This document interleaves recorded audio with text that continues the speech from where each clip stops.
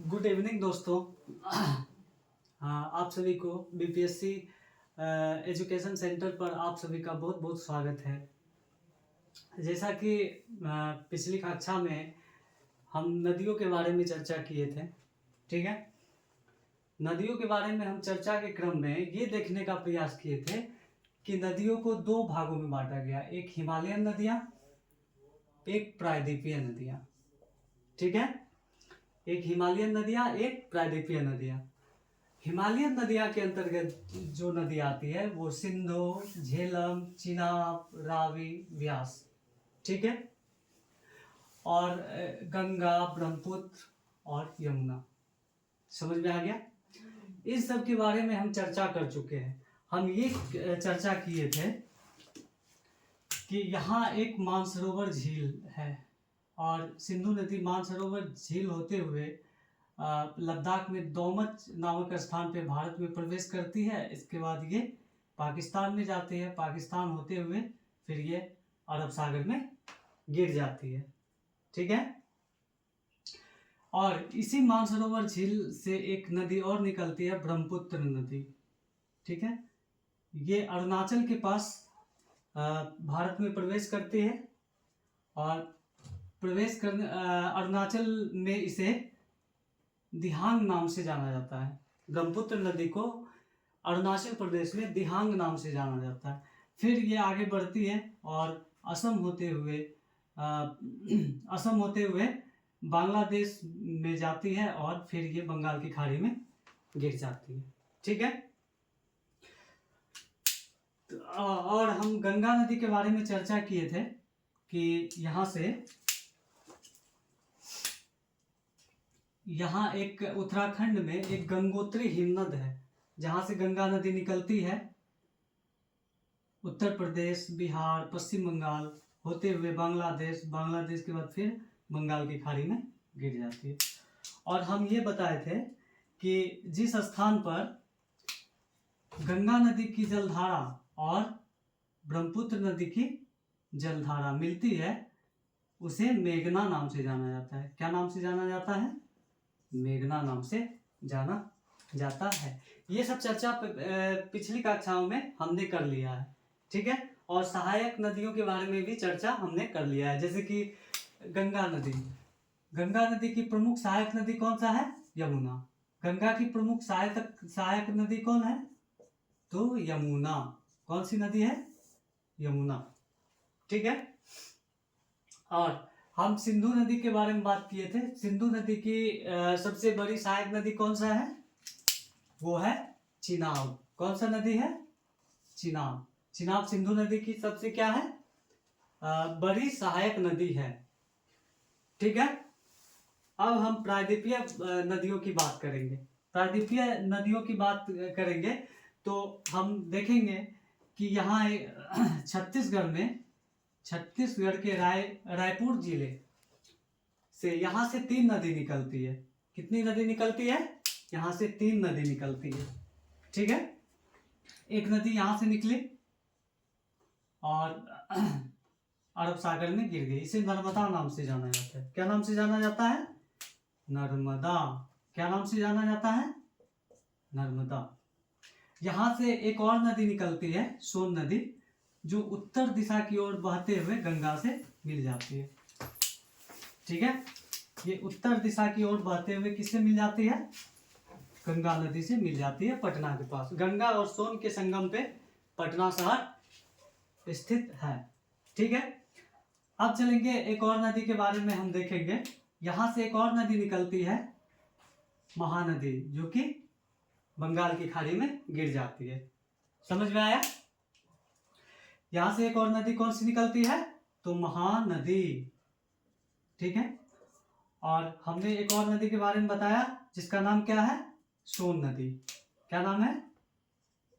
सोन नदी। ये जलधारा जो कि गंगा से मिल जाती है। यहां तक कोई दिक्कत? आज हम इन्हीं सब नदियों के बारे में पढ़ने जा रहे हैं, ठीक है। नर्मदा नदी के जस्ट कुछ निकट से ही एक नदी निकलती है जिसे ताप्ती नाम से जाना जाता है, ये भी अरब सागर में गिर जाती है। अभी हम जितनी भी प्रायद्वीपीय नदियां हैं उनके बारे में चर्चा करेंगे, ठीक है। अब चलते हैं प्रमुख नदियां, भारत की प्रमुख सहायक नदियां, कुछ नदियां भी हैं। तो हम पहले बात करेंगे महानदी। किसका बात करेंगे हम? महानदी की बात करेंगे। किनकी बात करेंगे? महानदी की। हम इसमें देखेंगे कि यह नदी छत्तीसगढ़ के रायपुर जिले से निकलती है। ये कहां से निकलती है? छत्तीसगढ़ के रायपुर जिले से निकलती है, ठीक है। और ये कहां गिरती है? बंगाल की खाड़ी में गिरती है, ठीक है। और सबसे इंपॉर्टेंट इसमें देखेंगे यहाँ पे हीराकुंड बांध परियोजना और टिकरापाड़ा बांध निर्मित है, ठीक है। महानदी पे 2 परियोजना निर्मित है, एक हीराकुंड बांध परियोजना, एक टिकरापाड़ा बांध परियोजना। समझ में आ गया? महानदी कहां से निकलती है? ये अमरकंटक की पहाड़ी से निकलती है, यहाँ अमरकंटक, ठीक है। यहां से ये नदी निकली महानदी, और ये कहा? बंगाल की खाड़ी में गिर गई, ठीक है। समझ में आ गया? आप लोग समझ गए? अब ये देखने का प्रयास करेंगे महानदी के बाद नर्मदा नदी। कौन सी नदी? नर्मदा नदी। समझ में आया? नर्मदा नदी की लंबाई कितनी है? 1312 किलोमीटर है। कितना है? 1312 किलोमीटर। नर्मदा नदी के बारे में हम अगर बात करें तो देखेंगे कि यह मध्य प्रदेश की अमरकंटक की पहाड़ी से निकलती है। ये कहां से निकलती है? मध्य प्रदेश की अमरकंटक की पहाड़ी से निकलती है। समझ में आ गया? अब हम इसके बारे में आगे बात करेंगे। धुआंधार जलप्रपात, ठीक है। नर्मदा नदी पे कौन सा जलप्रपात निर्मित है? यह है धुआंधार जलप्रपात। समझ में आ गया बच्चों? और इसके बाद हम देखेंगे सरदार सरोवर बांध, ठीक है। सरदार सरोवर बांध ये कहां निर्मित है? ये निर्मित है नर्मदा नदी पे। और एक बात और आप लोग समझ लीजिए, नर्मदा और ताप्ती नदी डेल्टा का निर्माण नहीं करती है, ठीक है। समझ में आया? देखिए यहां से परीक्षा में 3-4 क्वेश्चन पूछा जाता है, जैसे कि सबसे इंपॉर्टेंट है हीराकुंड बांध परियोजना। समझ में आया? सबसे इंपॉर्टेंट कौन है? हीराकुंड बांध परियोजना और टिकरापाड़ा बांध परियोजना। समझ में आ गया? जो कि महानदी पे निर्मित है। और आगे हम चर्चा करेंगे नर्मदा नदी के बारे में। तो इसका सबसे इंपॉर्टेंट पॉइंट कौन है?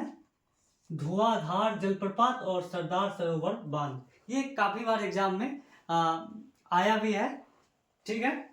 अब आगे हम चलेंगे ताप्ती नदी को देखेंगे। कौन सा नदी को देखेंगे? ताप्ती नदी को देखेंगे। समझ में आया? और ताप्ती नदी की बात करें तो ताप्ती नदी की लंबाई 720 किलोमीटर है। कितना है ताप्ती नदी की लंबाई? 720 किलोमीटर। और यह नदी मध्य प्रदेश के बैतूल जिले की सतपुड़ा पहाड़ी से निकलती है, ठीक है। ये बैतूल जिले की सतपुड़ा पहाड़ी से निकलती है। समझ में आ गया? और सबसे इंपॉर्टेंट बात है कि ताप्ती नदी एस्चुअरी का निर्माण करती है। किसका निर्माण करती है? एस्चुअरी का निर्माण करती है, डेल्टा का निर्माण नहीं करती है। समझ में आ गया? अब अगला पॉइंट देखेंगे, ये कहां गिरती है? ये खंबात की खाड़ी में गिरती है। कहां गिरती है? ये खंबात की खाड़ी में। और एक और इंपॉर्टेंट पॉइंट है उकाई जल विद्युत परियोजना। उकाई जल विद्युत परियोजना ये कहां निर्मित है? तो ये ताप्ती नदी पर निर्मित है। मतलब ताप्ती नदी का जल का प्रयोग ये करता है, उकाई जल विद्युत परियोजना। समझ में आ गया? अब आगे हम नदी के बारे में चर्चा करेंगे। क्षिप्रा नदी। कौन सी नदी है? क्षिप्रा नदी, ठीक है। क्षिप्रा नदी इंदौर जिले के काकरी बरही पहाड़ी से निकलती है। कहां से निकलती है? इंदौर जिले की काकड़ी बड़ी पहाड़ी से निकलती है। समझ में आ गया। और आप लोगों ने सुना होगा महादेव जी का प्रसिद्ध मंदिर है महाकालेश्वर मंदिर, जो कि क्षिप्रा नदी के किनारे स्थित है। महाकालेश्वर मंदिर कहाँ स्थित है? क्षिप्रा नदी के किनारे स्थित है। समझ में आ गया। इससे दो बिंदु को याद रखना है। पहली, क्षिप्रा नदी इंदौर जिले के काकड़ी बड़ी पहाड़ी से निकलती है, और इस नदी के किनारे महाकालेश्वर मंदिर उज्जैन, ठीक है। महाकालेश्वर मंदिर कहाँ स्थित है? उज्जैन में स्थित है। समझ में आ गया। अब आगे चलते हैं। स्वर्ण रेखा नदी, कौन सी नदी? स्वर्ण रेखा नदी। स्वर्ण रेखा नदी छोटा नागपुर के पठार से निकलती है। कहां से निकलती है? स्वर्ण रेखा नदी छोटा नागपुर के पठार से निकलती है, ठीक है। इस नदी का मुहाना कहाँ है? बंगाल की खाड़ी है। समझ में आ गया। अब हम आगे बात करेंगे सोन नदी की, ठीक है। सोन नदी भी कहां से निकलती है? अमरकंटक की पहाड़ी से निकलती है। सोन नदी कहां से निकलती है? अमरकंटक की पहाड़ी से निकलती है। समझ में आ गया। और इनकी सहायक नदी रिहंद और कन्हर नदी इनकी क्या है? सहायक नदी है। समझ में आ गया। और सबसे इंपॉर्टेंट बात है कि ये सोन नदी उत्तर की ओर बहते हुए गंगा नदी से मिल जाती है। कहाँ पे? किस स्थान पे? यह नदी उत्तर दिशा की ओर बहते हुए पटना के निकट गंगा नदी में मिल जाती है। यानी देखा जाए तो पटना शहर गंगा और सोन नदी के संगम पर स्थित है। समझ में आ गया। और चलिए हम और आगे चलते हैं, नदियों के बारे में चर्चा करते हैं। गोदावरी नदी, ठीक है। और सबसे इंपॉर्टेंट है गोदावरी नदी इसलिए है कि ये प्रायद्वीपीय भारत की सबसे बड़ी नदियां है। समझ में आ गया। अब देखेंगे कि ये कहां से निकलती है। तो यह पश्चिम घाट से, कहा? पश्चिम घाट से नासिक जिले के त्र्यंबकेश्वर पहाड़ी से निकलती है। कहां से निकलती है? नासिक जिले के त्र्यंबकेश्वर पहाड़ी से निकलती है। इसकी सहायक नदी कौन कौन है? पेन गंगा, वेन गंगा, ठीक है। पेन गंगा, वेन गंगा, इंद्रावती, प्राणहिता, मंजरा, ठीक है। ये दोनों को एक बार याद कीजिएगा, पेन गंगा और वेन गंगा को, और इंद्रावती, प्राणहिता और मंजरा को एक बार याद कीजिएगा। और सब वर्धा और सबरी, ये सभी क्या है? गोदावरी नदी की सहायक नदी है। समझ में आ गया। अब हम बात करेंगे, इस नदी को वृद्ध गंगा व दक्षिणी गंगा के नाम से जाना जाता है। इस नदी को किसके नाम से जाना जाता है? वृद्ध गंगा व दक्षिणी गंगा के नाम से जाना जाता है। समझ में आ गया ये सारा पॉइंट। अब हम चलेंगे कृष्णा नदी। कौन सी नदी? कृष्णा नदी। कृष्णा नदी के बारे में आप लोग भी जानते होंगे। आप देखेंगे कि ये नदी कहां से निकलती है। ये नदी कहां से निकलती है? ये कर्नाटक के महाबलेश्वर से निकलती है। कहां से निकलती है? कर्नाटक जिले के महाबलेश्वर से निकलती है। समझ में आ गया। अब आगे चलते हैं, बात करें तो यह नदी बंगाल की खाड़ी में गिरती है। कहां गिरती है? बंगाल की खाड़ी में गिरती है। समझ में आ गया। अब आगे सबसे इंपॉर्टेंट पॉइंट एक ये है कि नागार्जुन बांध परियोजना। कौन सा बांध परियोजना? नागार्जुन बांध परियोजना। ये कृष्णा नदी पे स्थित है। कहां स्थित है? ये कृष्णा नदी पे स्थित है। समझ में आ गया। अब हम इसकी सहायक नदी के बारे में बात करेंगे। इसकी सहायक नदी तुंगभद्रा, भीमा, चंद्रप्रभा, घाटप्रभा। देखिए याद रखने का एक ट्रिक है, तुंगभद्रा और भीमा एक साथ याद रखिए, चंद्रप्रभा और घाटप्रभा एक साथ याद रखिए, और मूसी और पंचगंगा ये दोनों को एक साथ याद कीजिए। समझ में आ गया। तुंगभद्रा और भीमा, चंद्रप्रभा और घाटप्रभा, और मूसी और पेनगंगा। समझ में आ गया। ये क्या है? सहायक नदी है। किसकी सहायक नदी है? तो कृष्णा की सहायक नदी है। समझ में आ गया। अब हम कावेरी नदी के बारे में बात करेंगे, ठीक है। कावेरी नदी के बारे में हम बात करेंगे कि यह नदी कर्नाटक जिले के कर्नाटक के कुर्ग जिला, कर्नाटक में एक जिला है कुर्ग जिला, वहां की ब्रह्मगिरी पहाड़ी से निकलती है। ठीक है, यह नदी कर्नाटक जिले यह नदी कर्नाटक के कुर्ग जिले की ब्रह्मगिरी पहाड़ी से निकलती है। समझ में आ गया। अब आगे चलेंगे। इस नदी को दक्षिण की गंगा या दक्षिण भारत की गंगा कहा जाता है। कावेरी नदी को क्या कहा जाता है? दक्षिण की गंगा या दक्षिण भारत की गंगा कहा जाता है। समझ में आ गया। और सबसे इंपॉर्टेंट, शिव समुद्रम जलप्रपात और हेगेनकल जलप्रपात, ये दोनों कहाँ स्थित है? कावेरी नदी पे स्थित है। कहाँ स्थित है? कावेरी नदी पे स्थित है। समझ में आ गया। और सबसे अंतिम नदी आज पढ़ रहे हैं, साबरमती नदी। कौन सी नदी? साबरमती नदी। ठीक है, अब देखिए साबरमती नदी जो है ये अरावली श्रेणी से निकलती है। कहां से निकलती है? अरावली श्रेणी से निकलती है और खंभात की खाड़ी में गिर जाती है। समझ में आ गया। और आप लोगों ने गुजरात में एक शहर का नाम सुना होगा, अहमदाबाद। ठीक है, अहमदाबाद शहर इसी नदी के किनारे स्थित है। किस नदी के किनारे? साबरमती नदी के किनारे अहमदाबाद शहर स्थित है। समझ में आ गया। अब हम मैप पे देखने का प्रयास करेंगे। तो गुजरात यहां पड़ता है। ठीक है, समझ में आ गया। चलिए हम ये बात कर दिए, नदियों के बारे में चर्चा कर लिए। अब ये बताने का प्रयास कर रहे हैं कि ये जो दक्षिण भारत का नासिक जिला है, यहाँ से निकलती है कौन सी नदी? यहाँ से गोदावरी नदी निकलती है। ठीक है, इसके बाद गोदावरी के बाद कृष्णा नदी निकलती है, कृष्णा के बाद कावेरी नदी निकलती है। समझ में आ गया। और इसके बाद बहुत सारी नदियां हैं जो निकलती है। ठीक है, समझ में आ गया। तो आज हम लोग क्या समझे?